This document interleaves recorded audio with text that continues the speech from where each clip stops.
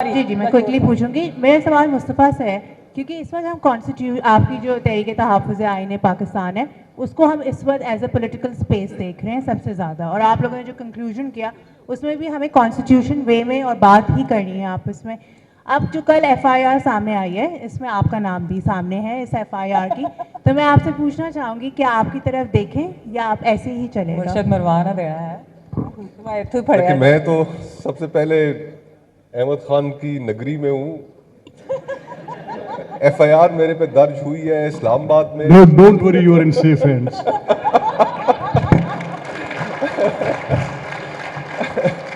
اور لیکن you C the point is کہ ہمیں اس 7 دہائیوں کے سفر کے بعد اس کانورسیشن کو, وہ کانورسیشن جو ممالک اپنے قیام کے وقت طے کر لیتے ہیں, ہمیں کنکلوڈ کرنا پڑے گا.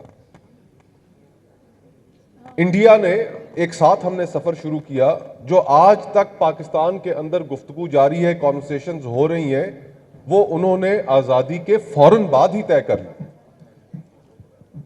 آئرونکلی اب پاکستان میں جب پہلا ایڈلٹ فرینچائز کے تحت الیکشن ہو رہا تھا, ذرا غور کیجئے اس چیز پہ, جب پہلا ایڈلٹ فرینچائز کے تحت 1 مین 1 ووٹ کے تحت پاکستان میں جب الیکشن ہو رہا تھا, انڈیا میں 3 پارلیمنٹس ان کی 15 سال اپنے مکمل کر چکی تھیں اور چوتھے الیکشن کی طرف وہ جا رہے تھے.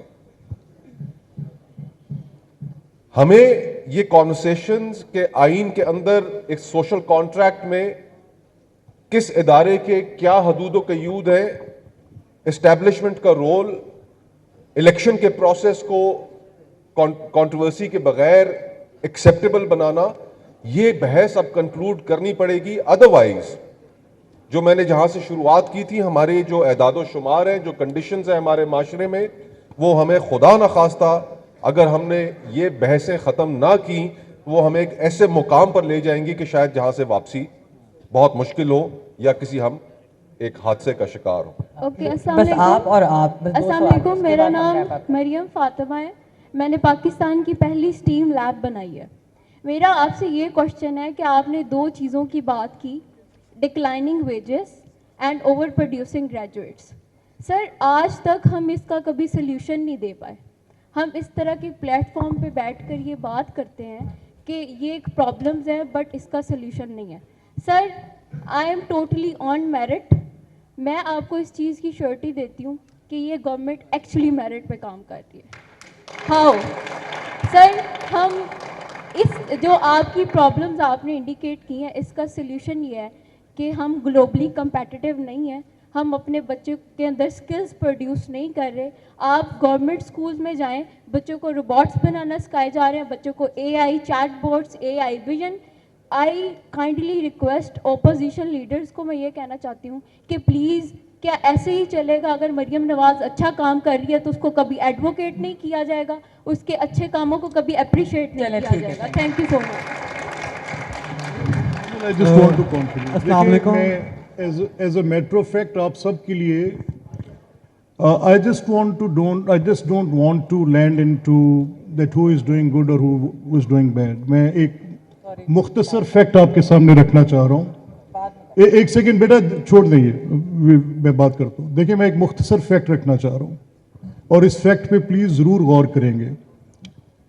ہمارے جو گورنمنٹ سکولز, جیسے بھی اس بیٹی نے بات کی ہے, یہ ایک بڑا حادثہ ہے کہ ہم اوسطاً ایک بچے پہ, جو ہماری ٹوٹل اسکول گوئنگ چلڈرن آج ہمارے اس صوبے میں ہیں, ابھی 2.5 کروڑ بچہ اسکول سے باہر ہے اور ان کی میجورٹی جو ہے وہ اکنامک ریزن پہ باہر ہے. ان کے پیرنٹس افورڈ نہیں کرتے کہ ان کو اسکول بھیجیں, وہ کسی نہ کسی جگہ پہ کوئی نہ کوئی لیبر کر رہے ہیں. So it's a child labour and it is economic reason a. اب سوال یہ ہے کہ جو بچے اسکول جا رہے ہیں, جو بچے ایک سیکنڈ بیٹے دیکھیں ذرا, ٹھہریں, یو آر ڈسٹربنگ نو, ایک سیکنڈ رک جائیں ذرا پلیز. جو بچے اسکول جا رہے ہیں, گورنمنٹ اسکولز میں ایک بچے پہ صرف $87 سالانہ خرچ ہو رہے ہیں, $87, جو مرمرا کے 30,000 روپیہ بھی نہیں بنتے. और जो प्राइवेट स्कूल्स हैं वो उनकी 4 या 5 कैटेगरीज हैं। ये अमेरिकन स्कूल्स हैं, एचएसएन कॉलेजेस हैं, बीकन हाउसेस हैं, ये आईवी लीग्स के साथ एसोसिएटेड स्कूल्स हैं, ये भी कोई एक स्विस सिस्टम आ गया है, जीसीएसई के स्कूल्स हैं।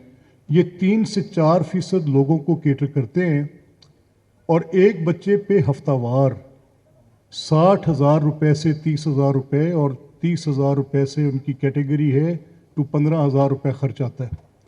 अब अगर आप ये अंदाज़ा करें कि इन दोनों लोगों को जिनको आप प्राइमरी से ट्रेन कर रहे हैं, एक पे सिर्फ $87 सालाना और एक पे $87 हफ्तावार आप खर्च करके उनको एक ही मेरिट के आगे फेंक रहे हैं, तो इससे बड़ी इनबिल्ट नाइंसाफ़ी किसी और निज़ाम में हो नहीं सकती। ये इसके अंदर हम जिसमें जकड़े हुए हैं। मैं प्राइवेट एजुकेशन के ख़िलाफ़ नहीं हूँ। I want centres of excellence, लोग बनाएं, आके करें, यूनिवर्सिटीज़ बने, लोग बनाएं जिस तरह से करते हैं, लेकिन ये एक ऐसा मसला है जिनको आपने नेविगेट करना है।